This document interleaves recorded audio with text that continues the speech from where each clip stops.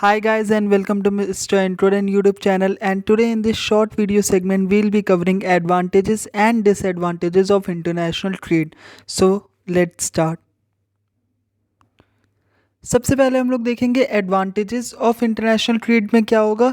सबसे पहला है availability of all kinds of goods. हमें पता है कि अगर हम लोग कई सारे ये दूसरे दूसरे नेशन से अगर हम लोग ट्रेड करेंगे तो वो सारे गुड्स भी हम लोग एक्सेस कर पाएंगे, या उन सारे गुड्स को भी हम लोग कंज्यूम कर पाएंगे जो हमारे देश में या हमारी सिंगल कंट्री में उसको प्रोड्यूस करना या तो कॉस्टली हो या फिर पॉसिबल ही ना हो। ऐसे कई सारे गुड्स होते हैं जिनका प्रोडक्शन अपनी कंट्री में बहुत कॉस्टली होता आता है या फिर पॉसिबल ही नहीं होता है। जैसे क्रूड ऑयल है, कई कंट्रीज़ में क्रूड ऑयल का कुछ है ही नहीं, वहाँ पर प्रोड्यूस ही नहीं होता, तो वो आप कैसे इजीली एक्सेस कर सकते हैं अगर आप किसी दूसरी कंट्री से उसे इंपोर्ट कर ले, यानी with the help of international trade. So इससे हमें availability of all kinds of goods मिल जाती है। सेकेंड है optimum use of natural resources. See international trade helps each country to make optimum utilisation of its natural resources, यानी जो भी है उसके पास नेचुरल रिसोर्सेज है किसी कंट्री की, वो ज़्यादा से ज़्यादा ट्रेड करके फॉरेन एक्सचेंज कमाने के लिए या फिर प्रॉफिट्स कमाने के लिए वो कंट्री अपने नेचुरल रिसोर्सेज को ईडल नहीं रखती है। ऐसा नहीं है कि कुछ नेचुरल रिसोर्सेज को यूज़ ना करिए, फुली ही वो फुल यूटिलाइजेशन करने की कोशिश करती है, ऑप्टिमम यूज़ करती है अपने नेचुरल रिसोर्सेज का। तो ये क्या है, ये एक तरीके से एडवांटेज ही है इंटरनेशनल ट्रेड का। ठीक, नेक्स्ट है स्पेशलाइजेशन। स्पेशलाइजेशन जब फॉरेन ट्रेड बहुत ज़्यादा बढ़ जाता है तो हर एक कंट्री अपना अपना किसी पर्टिकुलर प्रोडक्शन की फील्ड में स्पेशलाइजेशन कर लेती है। ठीक, foreign trade leads to specialization and encourages production of different commodities in different countries होगा। goods can be produced at comparatively low cost due to advantage of division of labor। ठीक, fourth point है advantage of large scale production. See अगर international trade हो रहा है, कई countries है, तो वो कई कंट्रीज़ आपस में किसी एक चीज़ को अगर प्रोड्यूस कर रही है या कुछ कुछ कंट्रीज़ अलग अलग जगहों पर अगर प्रोडक्शन कर रही है, तो किसी एक पर्टिकुलर कमोडिटी का जो प्रोडक्शन होगा वो काफ़ी लार्ज स्केल हो जाएगा। लार्ज स्केल इंडस्ट्री इस्टेब्लिश होती है जो अपनी कंट्री की नीड्स को भी फुलफ़िल करती है और साथ ही साथ में क्या, जो भी दूसरी कंट्रीज है जहाँ पर उन्हें ट्रेड करना है उसे भी वो नीड्स को फुलफ़िल करती है। इस वजह से यहाँ पर advantage of large scale production मिलता है, यानी सभी कंट्रीज़ को सभी तरीके के गुड्स का एक्सेस मिल जाता है। ठीक, अच्छा, this leads to production at large scale and the advantage of large scale production can be obtain by all the countries of the world. ठीक, अब देखिए स्टेबिलिटी इन प्राइसेस रहती है, क्यों? क्योंकि अगर कोई एक ही कंट्री बना रही होगी, प्रोडक्शन कर रही होगी, उसकी रिसोर्सेज एग्जॉस्ट हो रही होंगी, तो धीरे धीरे क्या होगा, टाइम के साथ कॉस्ट ऑफ प्रोडक्शन बढ़ जाता है। मगर यहाँ पर क्या है, आपके पास बहुत सारी चॉइसेस है। ठीक, international trade irons out the wild fluctuation in prices, it equalises the prices of goods throughout the world.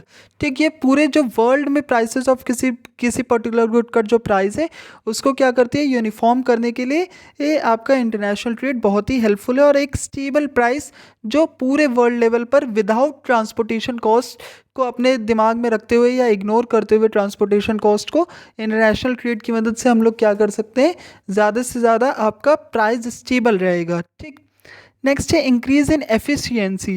ठीक, एफिशिएंसी कैसे? क्योंकि इंटरनेशनल ट्रेड क्या है, एक तरीके का कंपटीशन भी लेकर के आता है। ठीक, इंटरनेशनल ट्रेड से इंटरनेशनल कंपटीशन होता है, और कंपटीशन आपको जहाँ आपको पता है कि जहाँ पर भी कंपटीशन होगा वहाँ पर लोग ज़्यादा एफिशिएंसी से काम करने की कोशिश करेंगे। The production in a country attempt to produce better quality goods and at a minimum possible cost. तो ये सारी चीज़ें आपके किसी कंट्री के प्रोडक्शन कैपेबिलिटी की एफिशिएंसी को भी इंक्रीज करती है। ठीक, नेक्स्ट पॉइंट है development of means of transport and communication. See अगर किसी कंट्री को अपना फॉरेन एक्सचेंज बढ़ाना है, किसी कंट्री को ज़्यादा से ज़्यादा ट्रेड करना है, इंपोर्ट एक्सपोर्ट करना है, तो उसके लिए उसे फिर ऐसा तो नहीं है कि आप पुअर इंफ्रास्ट्रक्चर, पुअर कम्युनिकेशन या ट्रांसपोर्ट से आप ज़्यादा अच्छा ट्रेड कर पाए, ऐसा नहीं पॉसिबल है। तो कंट्री इससे क्या, ट्रेड को इंक्रीज़ करने के लिए, आपको ही पता होगा इंडिया में जैसे फॉर एग्जांपल ट्रेड को इंक्रीज़ करने के लिए या ट्रेड को आप कह सकते हैं इनकरेज करने के लिए कई सारी ऐसी योजनाएं होती हैं जिसमें आपका इंफ्रास्ट्रक्चर या फिर ट्रांसपोर्ट का डेवलपमेंट होता है। कई सारी ऐसी रोड्स बनाई जाती हैं या ऐसे आप कह सकते हैं टनल्स बनाए जाते हैं। इस तरीके की कई सारी आप योजनाएं देखते होंगे न्यूज़ चैनल्स पे, कि जिसकी मदद से आपका जो ट्रांसपोर्ट है वो काफ़ी ईज़ हो जाए। ठीक, ट्रांसपोर्ट ज़्यादा होगा तो क्या होगा, ज़्यादा से ज़्यादा आपका गुड्स एक जगह से दूसरी जगह होंगे, ज़्यादा प्रॉफिट होगा और इस तरीके से आपकी इकोनॉमी को एक तरीके का बूस्ट मिलेगा। सो ये क्या हो गया, एक तरीके से ट्रांसपोर्ट और कम्युनिकेशन के लिए भी एक एडवांटेजियस यस रहता है international trade. International cooperation and understanding बढ़ती है।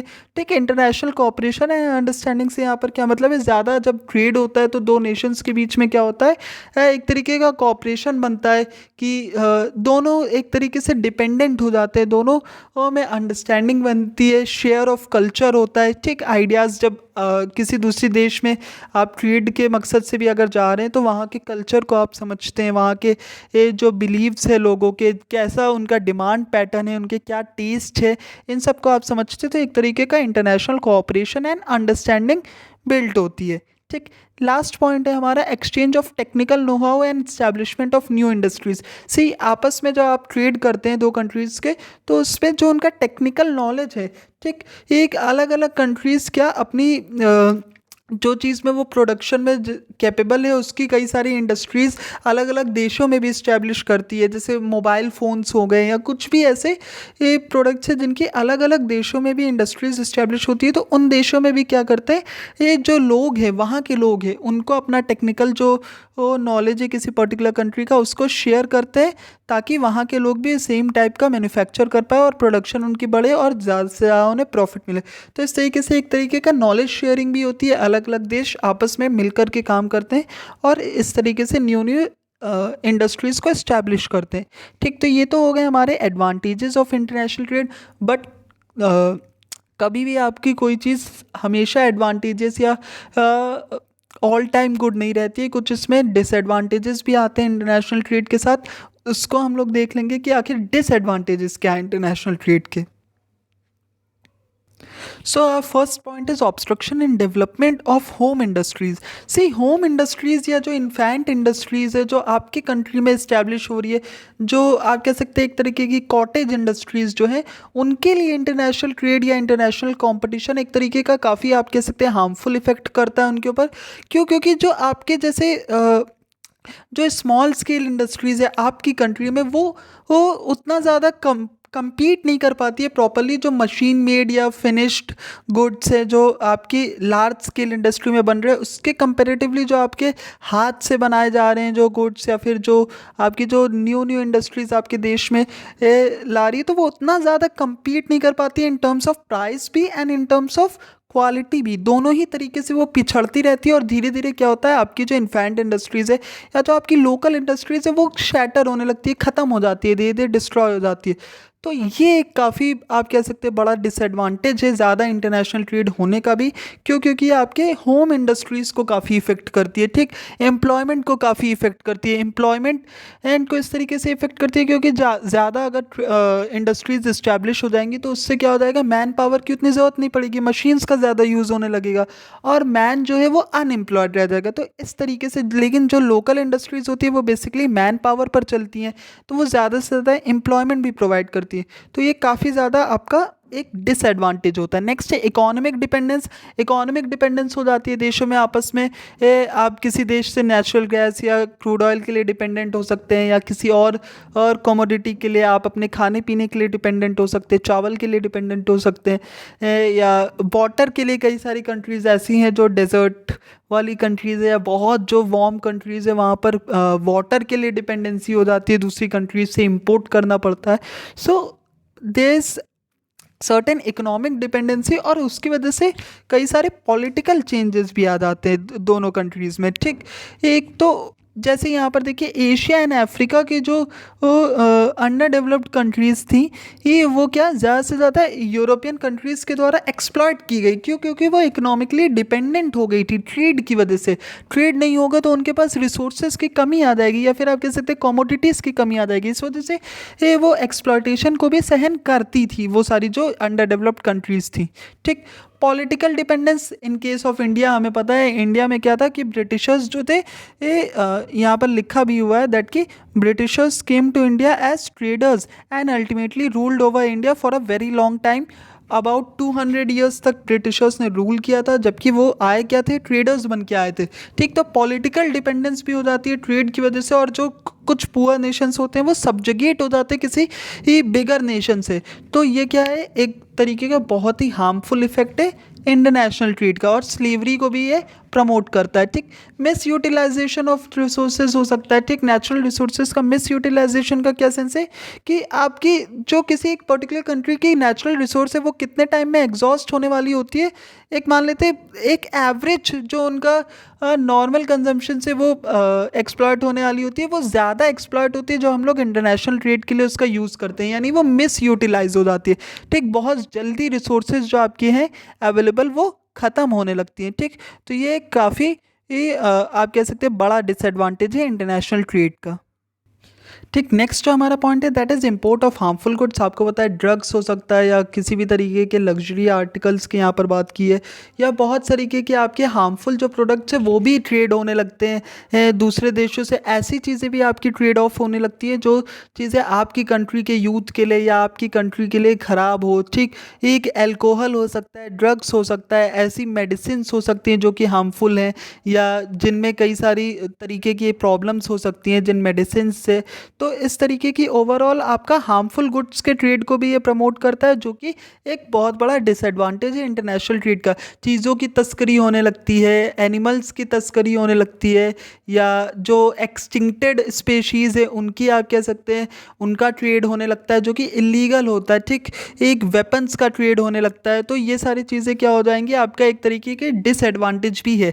वर्ल्ड वॉर्स यहाँ पर क्यों दिया गया है? क्यों? क्योंकि ये जब इकोनॉमिक डिपेंडेंस हो जाता है, डिपेंडेंसी हो जाती है, तो उसकी वजह से आपस में जो दो देश है या कई सारे देशों में आपस में राइवलरीज भी हो जाती है रिसोर्सेज को लेके, तो या कंपटीशन को लेके फॉरेन मार्केट में। तो इस वजह से वर्ल्ड वॉर्स भी देखी जाती है। देखिए आज के टाइम पे जो वर्ल्ड वॉर्स हो रही हैं वो क्या इकोनॉमिक रीज़न से ही हो रही है। जो पहले वॉर्स जो हो रही हैं वो इकोनॉमिक रीजंस की ही वजह से हो रही है, और जो पहले के टाइम पे वर्ल्ड वॉर्स भी हुई थी वो भी कहीं ना कहीं political as well as economic एक आपका रीजंस की ही वजह से हुई थी। तो वर्ल्ड वॉर्स भी एक तरीके का बहुत ही बड़ा डिसएडवांटेज ऑफ इंटरनेशनल ट्रेड।